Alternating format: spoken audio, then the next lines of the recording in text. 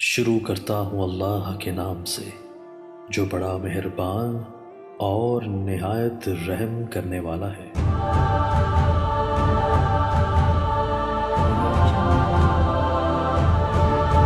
اگر ایک عورت نے مدینہ پاک سے احرام کی نیت کی، عمرے کی، حیض آ گیا تو پاک ہونے کے بعد بالکل پاک ہونے کے بعد غسل بھی کرے، کپڑے بھی بدلے، کوئی بات نہیں۔ جہیز کے برتنوں پر زکوٰۃ نہیں ہوتی۔ بہرحال کمپنی میں جو سامان آتا ہے ایک آدمی کے لیے، اور اس آدمی کو سامان کم دیا جاتا ہے، بچا کے سامان نہیں، اس کو پورا دینا چاہیے۔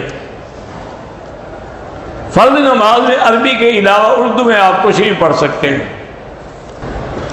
نماز میں اگر نفل پڑھ رہے ہیں تو کوئی ان آیات کے ترجمے پہ غور کرتے رہیں، لیکن کریں نہیں۔ عمرے سے واپسی پر جو ہم زمزم دیں گے اس میں ملاوٹ کر سکتے ہیں؟ نہیں کر سکتے۔ پانی کی ملاوٹ بالکل نہ کریں، جتنا ہے تھوڑا ہے خالص دیں۔ ایک دکان سامان رکھا ایک بوری میں، بھیجنے کی جب گھر واپس لایا تو اس میں 4000 پیسہ نظر آیا تو غریبوں کو دے دو۔ ایک غریب ہے، مریض ہے، اس کو کینسر کا ہے، حلق میں نظر بھی آتا ہے۔ بہرحال لیس لہا من دون اللہ کاشفہ، جو میں نے آیت بتائی ہے وہی پڑھا کریں۔ مکے میں اگر جوتا چوری ہو جاتا ہے تو باندھ کے اپنے پاس رکھیں، وہ چوری نہیں ہوگا۔ میرے دوست کے والد تبلیغی جماعت جانے سے روکتے ہیں، اللہ ان کو ہدایت دے۔ اذان سے پہلے یا بعد میں صلاۃ و سلام پڑھنا بدعت ہے۔ بہن بھائی زندہ ہیں، ان کے نام پہ عمرہ کر سکتے ہیں، ان کے لیے کر سکتے ہیں۔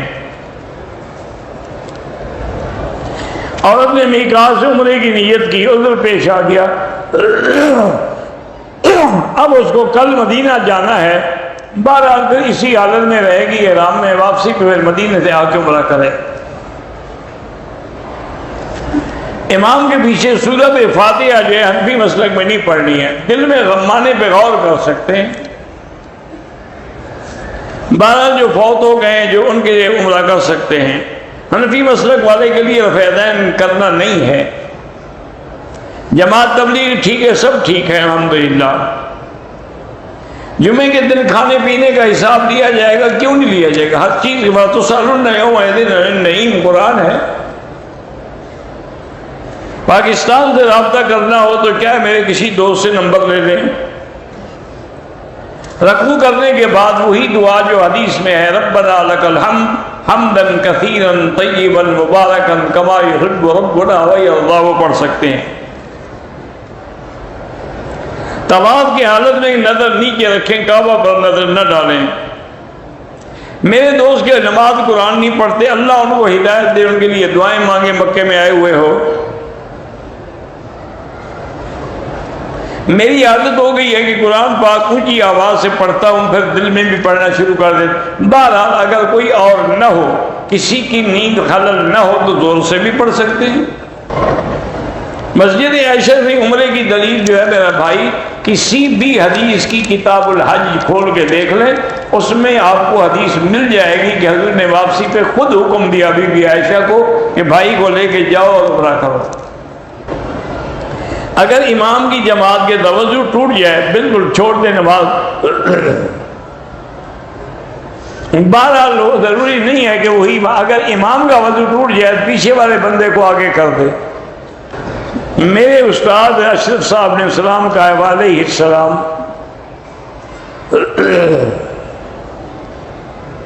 بہرحال اگر جہاز میں نماز کی سہولت مل جائے تو جہاز میں پڑھے، نہ ملے تو پھر نیچے اتر کے قضا کر۔ میرا ایک مدرسہ ہے، اللہ کامیاب فرمائے۔ ہم اگر یورپ جائیں اور وہاں کی نیچرلٹی لینا چاہیں، لیکن اگر ساتھ دین کا کام بھی کریں تو جائز ہے، ورنہ ناجائز ہے۔ اسی طرح کتاب کا نام ہے نیل الفرقدین فی مسألۃ رفع الیدین، وہ لے لیں، اس میں ساری حدیثیں مل جائیں گی۔ مدینہ مکے میں آ کے اپنے فوٹو کھینچ کے نیٹ پہ ڈالتے، نہیں کرنا چاہیے، ریا کی کیا ضرورت ہے؟ تم نے عمرہ کر لیا، بس اللہ جانتا ہے۔ مطالعہ کرتا ہوں لیکن ذہن میں نہیں رہتا تو رب زدنی علما پڑھا کرو۔ بہرحال آپ نے وعدہ کیا، آپ کو کیا ڈر ہے، بس اپنے وعدے پہ قائم رہو۔ میرے بھائی کی 5 بیٹی، اللہ ان کو اولاد نرینہ بھی عطا فرمائیں۔ کسی نے میرے ہاتھ پہ خوشبو لگائی لیکن میں نے صاف کر دی، ٹھیک ہے کوئی جرمانہ نہیں۔ داڑھی رکھنا جو ہے حضور صلی اللہ علیہ وسلم کا حکم ہے اور واجب ہے، کٹوانا جو ہے وہ گناہ ہے کیونکہ حضور کے حکم کی مخالفت ہے۔ مقامی لوگ ہو یا کوئی بھی ہو، حرم میں ایک نماز کا 1 لاکھ ملتا ہے۔ اسلامی بینک میں اکاؤنٹ کھولنا جائز ہے۔ میری ایک کزن کا 2 مہینے پہلے ایکسیڈنٹ ہوا، اللہ اس کو شفا عطا فرمائے۔ وقت کی پابندی کے لیے آپ کوشش بھی کریں اور آپ لاہور زیادہ پڑھا کریں۔ میرے ماموں نعیم الرحمان صاحب گردے کی خرابی سے دوچار، اللہ شفا عطا فرمائے۔ اللہ ہر طالب العلم کو اس کے علم میں برکت دے اور زیادہ سے زیادہ دین کا علم حاصل کرنے کی توفیق دے۔ اگر ہم نے مسجد عائشہ سے احرام باندھ کے عمرہ کیا، 2 ساتھی ہیں، عمرہ کرنے کے بعد ایک دوسرے کے سر پہ حل کر سکتے ہیں۔ مدینہ پاک سے آنے پہ عمرہ لازمی ہے چونکہ وہ میقات ہے۔ میری جو تفسیر ہے وہ اردو میں ہے، تفسیر مکی کے نام سے، وہ آپ کو پاکستان میں ملے گی۔ یہاں موبائل کا استعمال زیادہ ہے، بس اللہ کرے جائز استعمال کریں، ناجائز نہ کریں۔ عورت پر جمعہ فرض نہیں ہوتا۔ اگلے دن میں پڑھ رہا تھا، ایک بہت بڑے ڈاکٹر، ابھی وہ یہاں ہیں، عرب میں ہیں، باہر کے پڑے ہوئے ہیں، ایک بہت بڑی اسپتال میں ڈاکٹر، انہوں نے خود لکھا، انہوں نے کہا کہ میری شوگر جو تھی نا وہ 400 سے اوپر چلی۔ وہ خود بڑا ڈاکٹر ہے، کہتے ہیں میں علاج کرا کے تھک گیا، آخر مجھے کسی نے بتایا کہ کچھ سب چیزیں چھوڑ دو، زیتون استعمال کرو۔ تو انہوں نے کہا کہ زیتون کا تیل جو ہے نا کہ شرط یہ ہے کہ خالص ہو، یہ ڈبے والا کیمیکل والا نہ ہو۔ انہوں نے کہا کہ 2 چمچ صبح نہار میں جب بستر سے اٹھو نا کلی بھی نہ کرو، پہلے وہ پیو 2 چمچ، اور رات کو سوتے ہوئے بھی 2 چمچ جو ہے بڑے کھانے والے پھر زیتون کے وہ پی لو۔ انہوں نے کہا جی میں نے شروع کیا، الحمدللہ الحمدللہ، اللہ کا شکر ہے، اب 130 سے کم بڑی۔ نماز میں آنکھیں بند کرنے کی ضرورت نہیں ہے، سجدے کی جگہ پہ نظر رکھو۔ اللہ تعالیٰ جن کی روزگار نہیں ہے ان کو اچھی روزگار عطا فرمائیں۔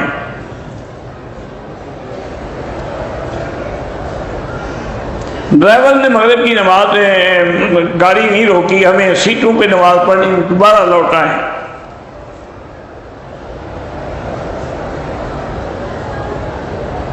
مسجد عائشہ دیکھنے سے احرام ضروری نہیں ہے کیونکہ مسجد عائشہ حرم کے باہر ہے، میقات نہیں ہے، طائف میقات ہے۔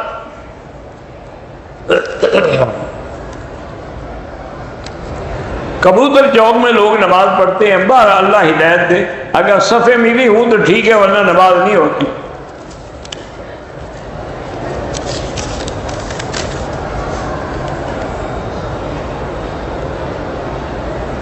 میں بیمار ہوں، اللہ شفائے کاملہ عطا فرمائے۔ حضرت ایوب کی دعا پڑھا کرو، رب انی مسنی الضر وانت